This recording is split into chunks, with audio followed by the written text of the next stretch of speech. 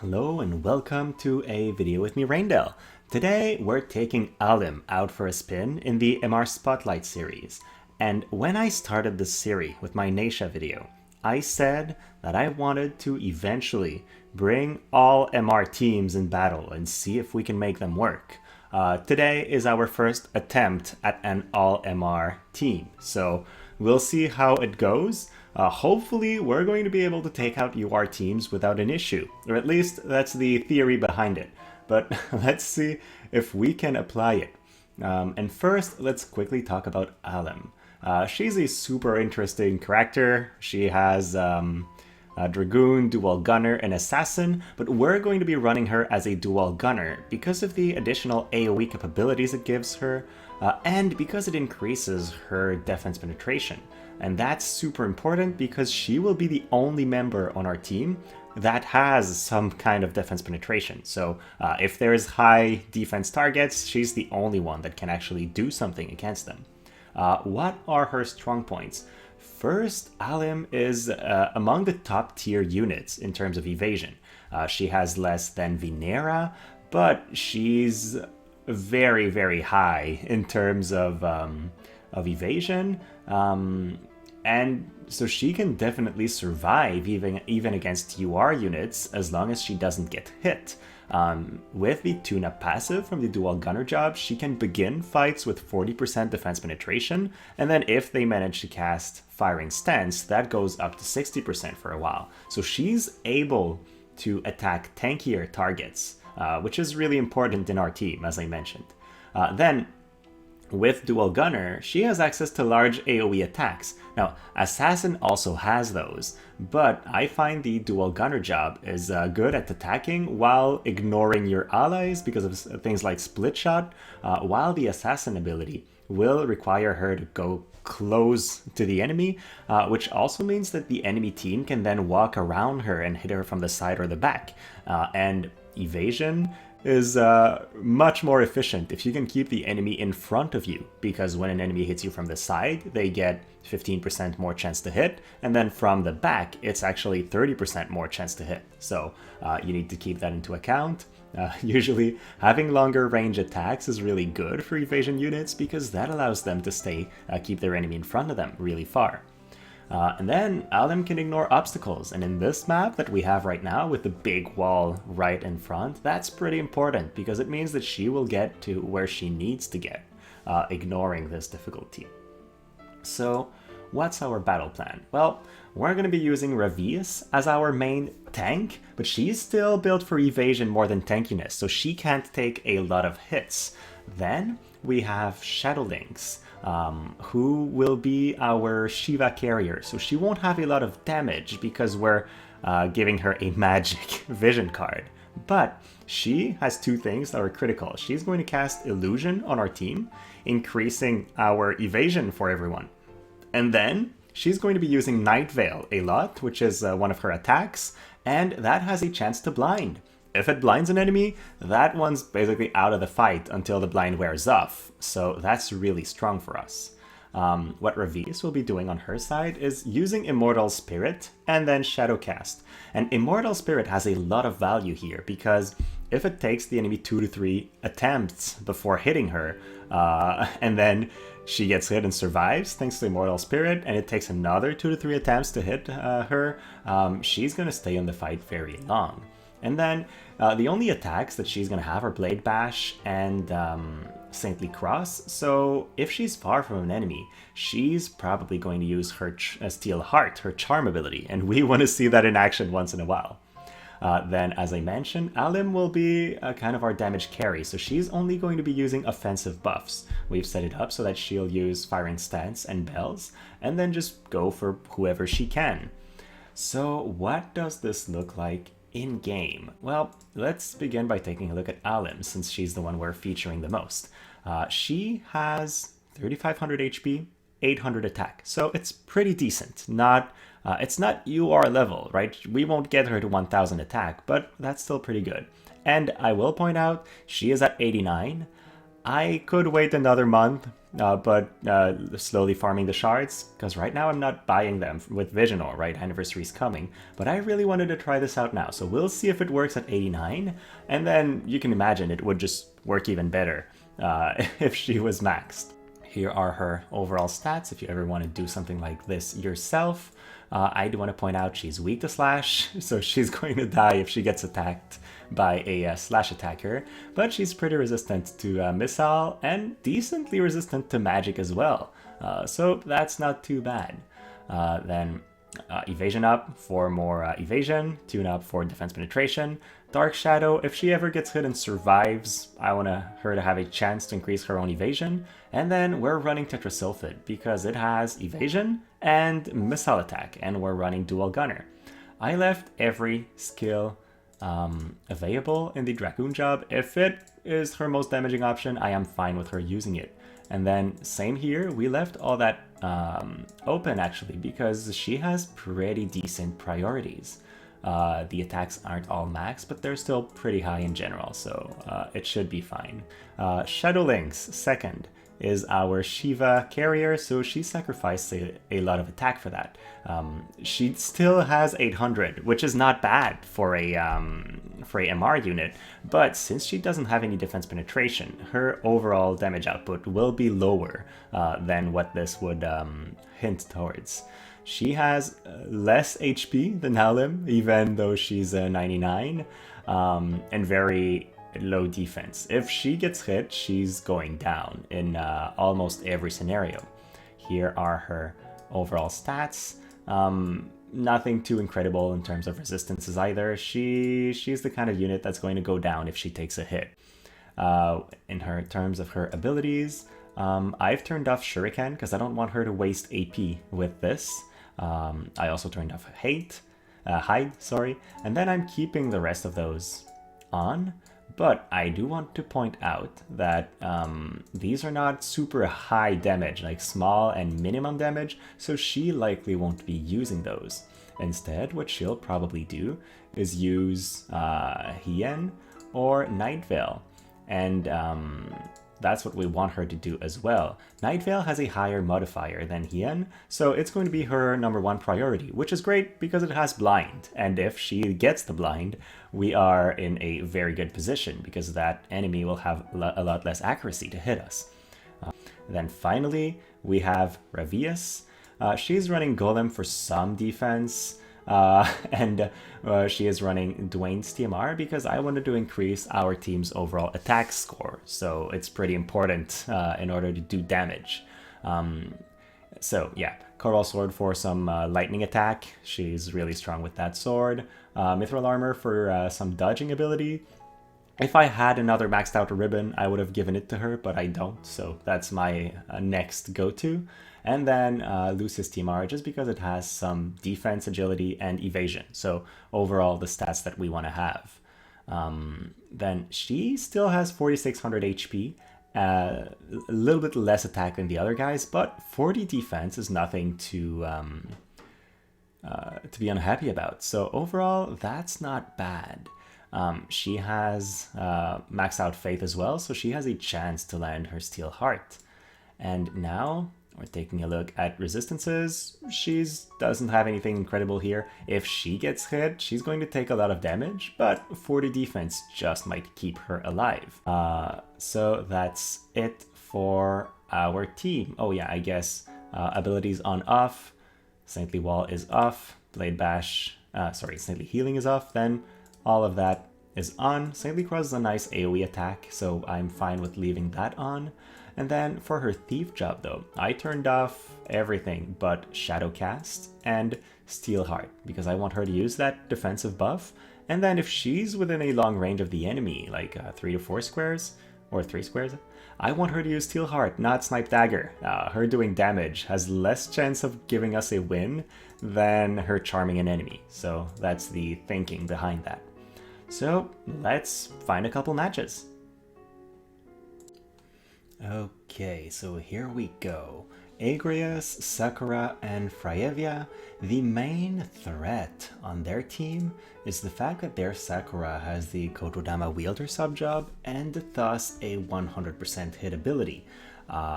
We're all a bunch of MR and we're not especially strong against magic attacks. Ahlim doesn't have a too bad of a magic resistance, but still, it's Sakura. Like, she hits so hard that I'm pretty scared of the damage she might do to us.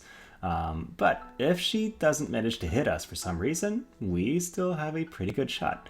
So we get our defensive buffs on, our team begins moving forward, ready to dodge a couple hits, and then their Fryevia is built in such a way that she can move forward pretty early, so that's that could be a trouble. So Agrias uses Candescent Hue.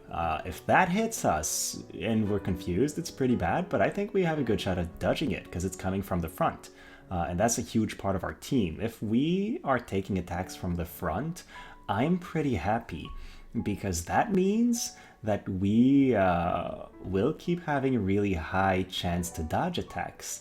So at that point, we hit Sakura once, but for a really low amount of damage. I hope we can take her out, not just hit her for almost nothing. And now we're all grouped, so we might not all get to dodge. Okay.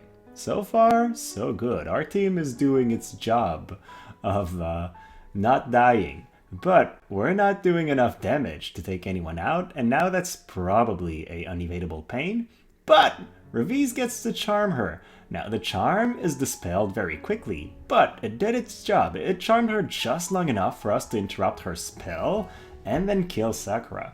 Okay, she has it to revive. They have a super strong team with great TMRs, so it's going to be tough. But I'm still pretty happy about that turn. That saved us. Now at that point, Unevadable Pain one-shots Raviesse, aside from the Courage, and then Fryevia is in the back, so she's going to be healing somebody. But she cast her heal on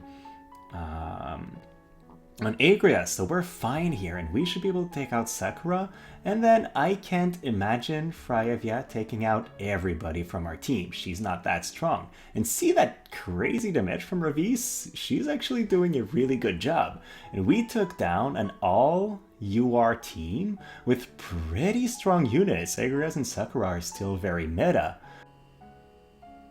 This time we're taking a risk. We're fighting Duane, Elsirelle, and Niv'Lu, and Elsirelle has some accuracy with her Nightblade Mastery, and then Niv'Lu is also a very accurate unit in terms of her luck and stats in general, so they have a decent shot at hitting us, and the second that Niv'Lu hits us with a Dispel Spread, we're in big trouble, because that will dispel our evasion buffs. Also, Shadowlynx is almost dead and the fight's just starting, so that's a little bit threatening. But hey, let's see if our team can somehow win against those. Like, we're not fighting easy fights, we're willingly picking fights that are against powerful units, otherwise what's the point? So now with Illusion, Shadowlynx was able to dodge an attack from the side, so that was pretty good. And then Duane's already used some AP. So at that point, our buffs are cast, Ahlim's ready to attack, same goes for a Steel Heart from Raviesse because she's not in range to attack, and that means Duane gets to start attacking his own team. I love seeing this. This is the best case scenario for us. Now, will Elsirelle's attack land? As I said, she has some accuracy in her kit, and the unit with the least evasion on our team is Raviesse. She's also the one with the most defense though, so it's not enough to take her out in one hit. That's pretty good. Now, Ahlim moves in range, will probably take out Elsie, 1900. Not a big hit, but big enough to kill her. And at that point, we hit Duane and break our own charm. That one is very unfortunate. At least she's there with Courage, so she's able to withstand his attack. But we're not built to hit Duane that hard. He has too much defense for us, so it takes a long while before we can kill him. Eventually, though, Ahlim has enough defense penetration to take him out. Now we're grouped and Duane has some AP, but Ahlim's fast enough to just lap him and finish him off. Another good win against another pretty strong enemy team here. Alright, this time we're fighting the Dark Bros. This is a really scary team, especially because Kain has a lot of innate luck, so he has a pretty decent amount of accuracy innately, and then Sterne has an accuracy buff. So we might get screwed over. And then also Duane is pretty tanky innately. You guys saw in the previous matchup how hard it was to kill him. So if he takes aggro for too long, we won't be able to kill him at all. Also, the longer the fight drags on, the more turns we have to keep fighting with our evasion buffs running out. So the fight becomes increasingly scary for us. While for them, it's not as big an issue because they don't need their buffs for survivability, only for damage. Their damage will be enough to kill our MR units, no matter what. So at that point, the enemy team's buffs are cast, ours are as well, so it's time to see how the dice fall. I'm glad that Raviesse had time to cast Shadowcast, because this will make it more likely that she dodges a couple hits, and that's super important. Duane had no chance to hit Raviesse, so he just moves forward. Then Dragon Raid misses, and we begin attacking Duane, but again, we can't hit Duane very hard. Mighty Break misses again, so right now Raviesse is being a great tank for us. And then we have some defense penetration, so Ahlim can actually hit Duane decently.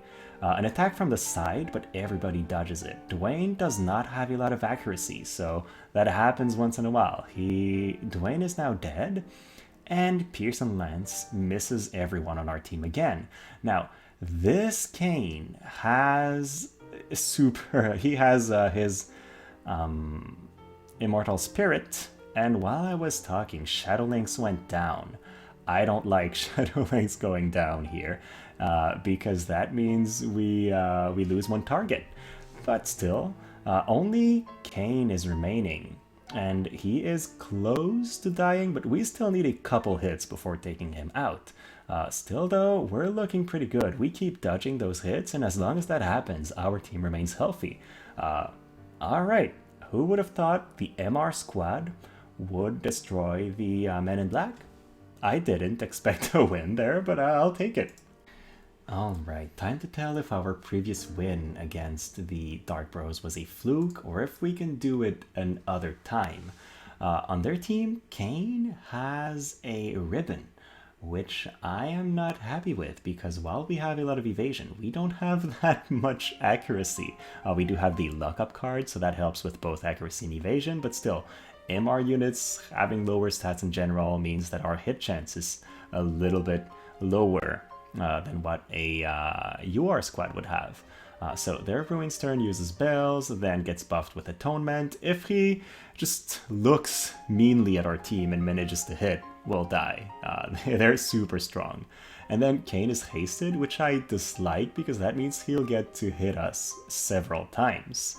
Now, we have our buffs up and are ready to cut to battle. We're also all grouped, so if we're unlucky, we could all die at the same time. Also, Kain's hitting us from the side, which is very bad because that means he has extra hit chance. Now, Darkness misses everybody on our team, that's pretty good. Saintly Cross deals a little bit of damage to Duane, and then Shadowlynx dodges, so that's really what we want. Now we're hoping for the blind, but the blind does not land, and now Shadowlynx manages to succeed at a dodge from behind. That's very good. That means she survives, and being alive means more chances to win. Hazard Crushes destroys Raviesse, but Courage allows her to keep fighting and finish off Duane. That's a pretty huge deal because it means we won't waste an action on this guy, and we really need all of our actions on the rest of their team. Again, no blind, and I'm a little disappointed because a blind there would have helped us survive more hits from Kain. But he's still at a low HP here, and he doesn't have that much AP left. So Kain just keeps missing us, and we'll finish him off. Yeah, we can kill the Dark Bros reliably. I'm impressed. Alright, what did we witness today? We witnessed an MR outroar. They were crazy good, and they took down teams that, at first glance, I would have never thought that we would beat. True, we are evasion, and we are targeting teams that don't have 100% accuracy. But that's the thing with evasion. You can't just go blind into matchups hoping to win. You need to pick your targets. And honestly, we did pick our targets, and it went really well. Ahlim was only 89, and she still frequently hit targets like Duane for almost 3,000 damage. The rest of our guys did low-ish damage. I expected Raviesse to hit harder, but in terms of their ability to maintain the enemy's aggro and still survive, that was really good. And we did get to see Raviesse charm an enemy at a critical moment, so they all kind of did their jobs. Overall, I'm super happy with this team. I think it's one of the funniest ones I've done, and it is an all-MR team that managed to beat very powerful, very meta UR teams, so I'm very satisfied in that regards as well. That's it. I don't want to take more time from you guys, so thank you so much for watching. If you enjoyed it, please like and subscribe. It will make it more likely that you see my videos in the future. And then, as always, have a great rest of your day.